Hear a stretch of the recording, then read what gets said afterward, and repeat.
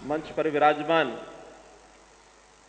हरियाणा प्रदेश के हमारे deputy chief minister Shri Dushyant Chautala ji और अपने प्रिय नेता यहीं से बार बार जो विधायक बनते हैं, हमारे गृह मंत्री, हमारे मंत्री चिकित्सा मंत्री श्री अनिल विज जी, राज्यसभा में सांसद श्री कार्तिकेय शर्मा जी, आर्मी से यहाँ जो अधिकारी उपस्थित हुए हैं, colonel Bhagwan Singh ji Bisht, colonel Aishwarya Bhatnagar ji, civil aviation के हमारे एसीएस श्री राजशेखर हुंड्रू जी, हमारे divisional commissioner doctor Renu S Phulia ji, advisor civil aviation Shri Shekhar Vidyarthi जी,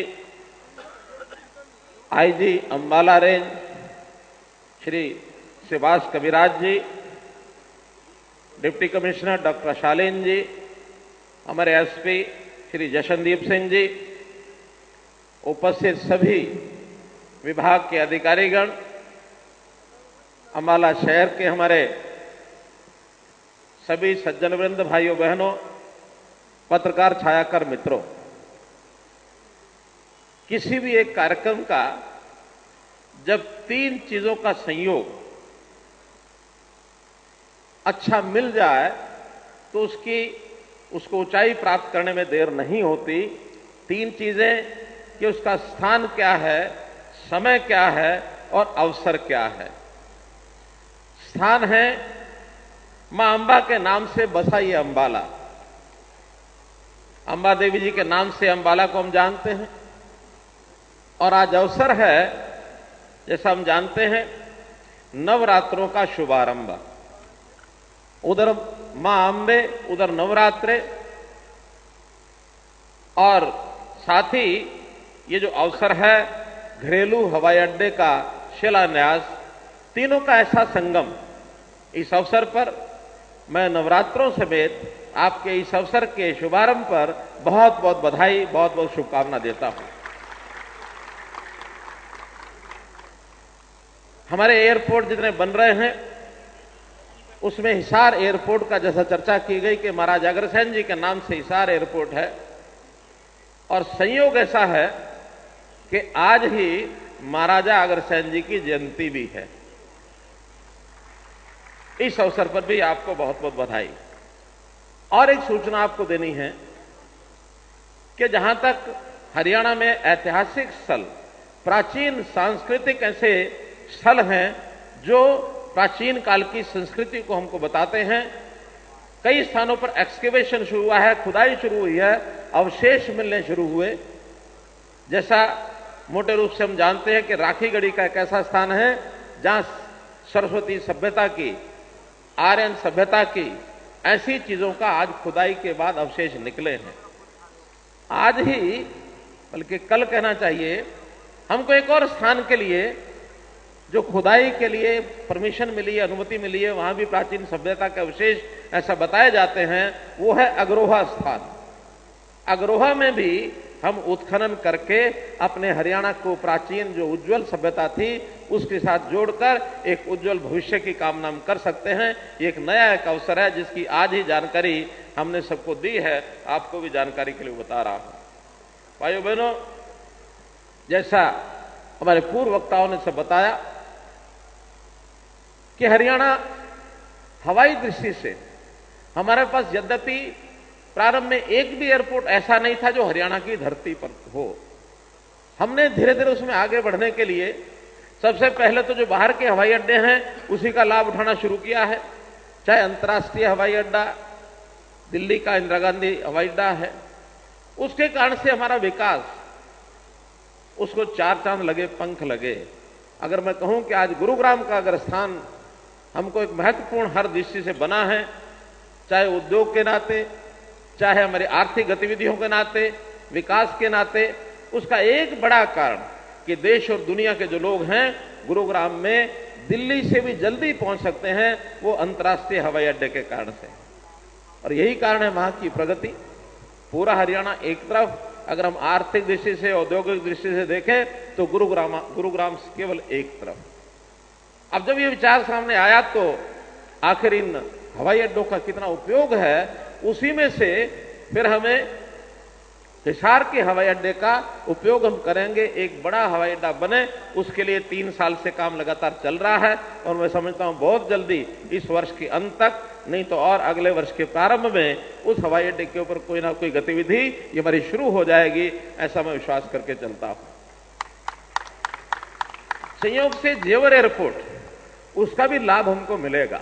हमारा फरीदाबाद जिला वो अंतर्राष्ट्रीय हवाई अड्डे के बजाय जेवर एयरपोर्ट से ज्यादा नजदीक है नोएडा और जेवर यानी फरीदाबाद के जो विकास की बात है वो जेवर एयरपोर्ट के नाते सुनिश्चित है।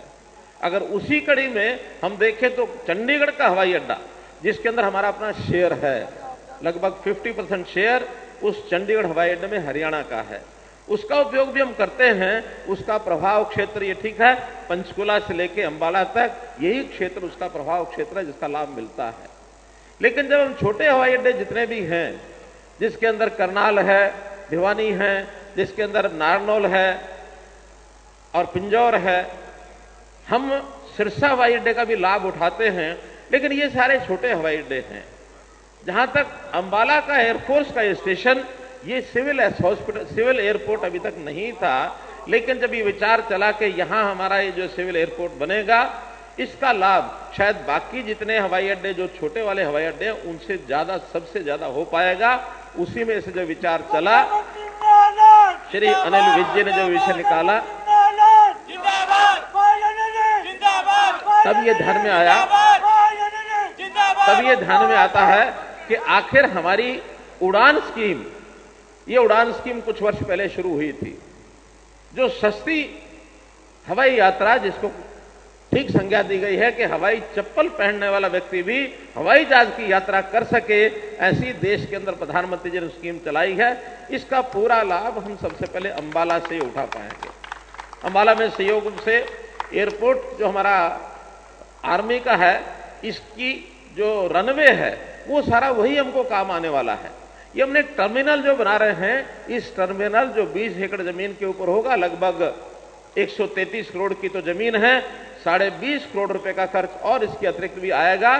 तो ये टर्मिनल बनने के बाद हमको बहुत ज्यादा समय इसमें नहीं लगेगा, क्योंकि रनवे और बाकी व्यवस्थाएं तो हमारी पहले से बनी हुई हैं। तो मैं समझता हूं जिन रूट्स के लिए हमने अप्लाई किया है, उसमें कुछ रूट तुरंत प्रारंभ होंगे, कुछ जैसे जैसे सवारियों की डिमांड होगी, जैसे जैसे हमारे रेलवे के यात्री किधर से ज्यादा जाते हैं, उनका समय बहुत बचने वाला है। तो ऐसे सब रूट्स के लिए कुछ रूट्स जैसे बताए हैं, मैं इसके अतिरिक्त भी, जैसे मानो देहरादून है, यहां का भी रूट बन सकता है, जैसे मानो लखनऊ है, वहां का रूट भी बन सकता है, अमृतसर की बात आ गई है, जयपुर की बात आ गई है, ऐसे ही शिमला का रूट ये भी यहां से बन सकता है। तो ऐसे आसपास के नजदीक के रूट ये सारे खुलेंगे तो अंबाला और इसके आसपास के जिलों के लोगों को बहुत बड़ी सुविधा ये होने वाली है। और मुझे तो कई बार लगता है कि चंडीगढ़ का जो यात्री है, बजाय वो चंडीगढ़ एयरपोर्ट के, क्योंकि वहां की शायद उड़ान की परमिशन बहुत ज्यादा नहीं मिलने वाली, जैसे डोमेस्टिक और बड़ी अंतर्राष्ट्रीय स्कीम जो है, वो उड़ान चंडीगढ़ से अगर भरते हैं तो स्वाभाविक है जो हमारी डोमेस्टिक ये जो उड़ान है, उड़ान स्कीम के अंतर्गत जो हवाई यात्रा है, ये अंबाला चंडीगढ़ को भी सपोर्ट करने के लिए एक एयरपोर्ट ये बनने जा रहा है। तो मित्रों, मैं यही कहूंगा कि जहां कहीं एयरपोर्ट हो जाता है, उसके साथ साथ निवेश, उसके साथ साथ उद्योग, उसके साथ साथ हर प्रकार की, चाहे वो आर्थिक प्रगति हो, चाहे अन्य इंफ्रास्ट्रक्चर की चीजें हो, स्वाभाविक आगे बढ़ती हैं। आज कोई भी देश और विदेश का अगर कोई उद्योगपति है, उसका समय बचाने के लिए उसको एयरपोर्ट अगर अंबाला की सुविधा मिलती है तो निश्चित रूप से अंबाला आकर के आसपास के क्षेत्र में निवेश भी करेगा, यहाँ के लोगों को रोजगार भी मिलेगी और यहाँ के लोगों का आर्थिक विकास भी होगा। इंफ्रास्ट्रक्चर के बारे में देश के प्रधानमंत्री जी की बहुत बड़ी स्पष्ट कल्पना है। वो कहते हैं चाहे रेल हो, रोड हो, हवाई यात्रा हो, अगर जब तक इसका निर्माण होगा तो विकास के फल बहुत नीचे तक पहुंचेंगे। हम आम आदमी को इन चीजों का लाभ ये पहुंचा सकते हैं। उसमें हमारा रेल का नेटवर्क है वो भी भरपूर हमको मिल रहा है, जैसे भी करनाल से लेकर और यमुनानगर की रेल लाइन, इसकी आवश्यकता ही हमने रेल मंत्री जी को कहा, उन्होंने तुरंत स्वीकार किया कि एक रेल लाइन जो हमारे हरियाणा के पश्चिम छोर से लेकर और करनाल से जगाधरी होते हुए बाद में हरिद्वार और उत्तर भारत के अन्य शहरों तक भी पहुंच सकते हैं, वो रेल लाइन मंजूर हुई है। जहां तक नए राष्ट्रीय राजमार्ग हैं, इनकी भी भरपूर मात्रा, जब हमने राष्ट्रीय राजमार्ग के लिए अपने मंत्री नितिन गडकरी जी को जो कहा, उन्होंने तुरंत उसको माना। मुझे लगता है कि शायद 50 से 60 हजार करोड़ रुपए के प्रोजेक्ट जो हैं हरियाणा में उन्होंने मंजूर किए हैं, काफी बन गए हैं और अभी बनने वाले हैं। इसमें हम अगर अंबाला से ही देखें तो ये 152D जो यहां से लेकर के कोटपुतली तक शायद 4 घंटे में कोटपुतली पहुंच सकते हैं, जो कभी 152 के अभाव में और शायद 10 घंटे 8 घंटे में वहां पहुंचते होंगे, आज वो सीधा यहां से पहुंचता है। अंबाला का अगर बाईपास की बात करें, जिस यात्री को चंडीगढ़ से चल करके अंबाला शहर के अंदर से गुजर करके हरियाणा में जाना पड़ता था, आज वो बाईपास से, जो हमारा पश्चिमी बाईपास है, तुरंत निकल के जाता है।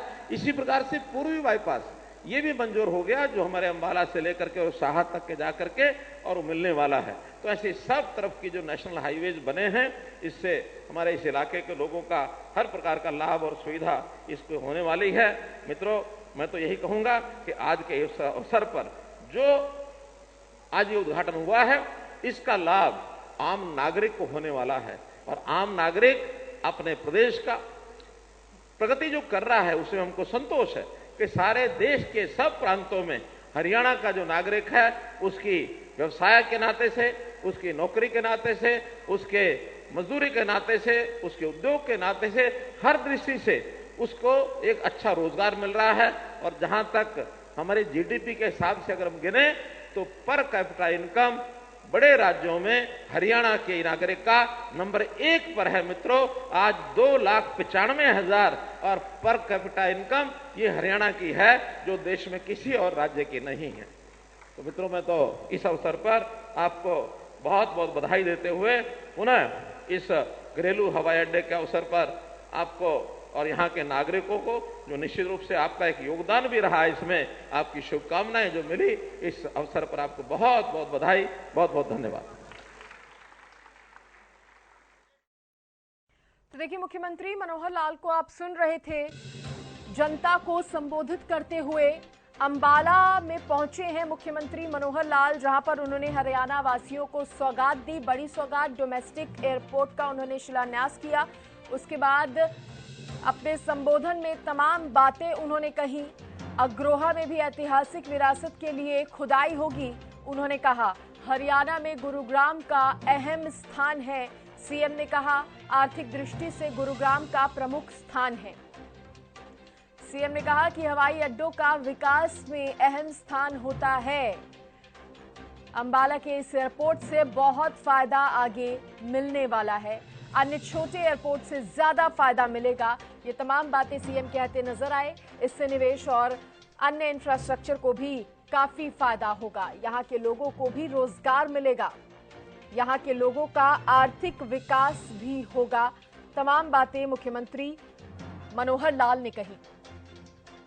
लोगों के आर्थिक विकास की बात की। एयरपोर्ट को बनने में अब ज्यादा समय नहीं लगेगा, सीएम ने कहा। पीएम मोदी की प्रेरणा से तेजी से विकास हो रहा है। अंबाला में बाईपास भी मंजूर हो चुका है, इसकी जानकारी सीएम ने दी। उन्होंने कहा इसका लाभ आम नागरिक को होगा। अंबाला दौरे पर मुख्यमंत्री मनोहर लाल, जब उन्होंने ये बड़ी सौगात हरियाणा वासियों को दी, इसके साथ ही ये तमाम बातें कहते हुए मुख्यमंत्री मनोहर लाल नजर आए।